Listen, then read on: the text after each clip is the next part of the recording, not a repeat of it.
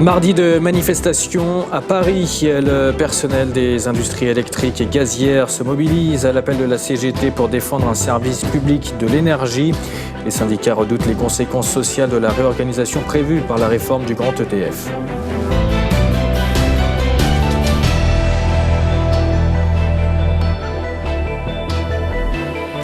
Très bon mardi à toutes et à tous, bienvenue sur RT France pour une nouvelle demi-heure d'information.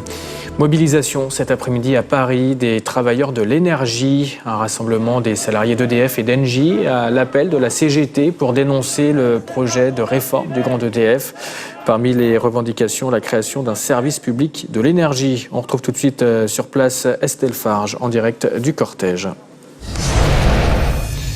Estelle, quel est le mot d'ordre de cette manifestation qui a commencé sous des torrents de pluie ? Eh bien, le mot d'ordre, c'est de s'opposer au projet de restructuration d'EDF et d'Engie. Vous le savez, il avait été un temps nommé projet Hercule pour finalement s'appeler Grand EDF. Ce projet prévoit de diviser le groupe en 3 entités distinctes. Objectif, permettre à EDF d'assurer sa transition vers les énergies renouvelables, mais aussi de remonter les finances du groupe puisque EDF est un groupe endetté. Mais pour les syndicats, il s'agit surtout d'un démantèlement. Je vous propose de les écouter. Je manifeste mon mécontentement pour lutter, conserver notre statut national d'EDF-GDF qui date de 1946, qu'on veut garder parce que c'est essentiel pour l'un des fleurons de l'industrie française et puis pour l'intérêt général des usagers, des abonnés. Ce projet est néfaste pour le service public parce qu'on va déstructurer complètement ce service public. On privatise ce qui rapporte et ce qui finalement va coûter, eh bien on le nationalise et c'est les Français qui vont payer.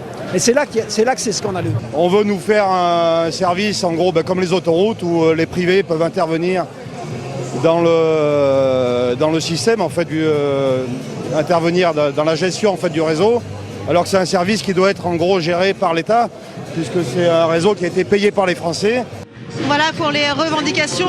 Plus globalement, ces manifestants réclament un service public de l'énergie. Pour le timing, eh bien, il s'agit d'un moment fatidique et stratégique. C'est en tout cas ce qu'a expliqué la CGT FNME qui organise cette manifestation et qui entend peser sur le choix d'Emmanuel Macron, le chef de l'État, qui devrait normalement sceller le sort du groupe d'ici à la fin du mois de juin. Du côté du cortège, eh bien, il est arrivé à destination, place de la République. Et puis vous l'avez dit, Grégory, sous une pluie battante, pluie qui n'a pas découragé les manifestants puisqu'ils sont nombreux ici. Merci Estelle Farge. Effectivement, les organisateurs espéraient pour aujourd'hui 12 000 à 15 000 personnes. Allez vous mettre au chaud, Estelle, puisqu'effectivement, il continue de pleuvoir à Paris.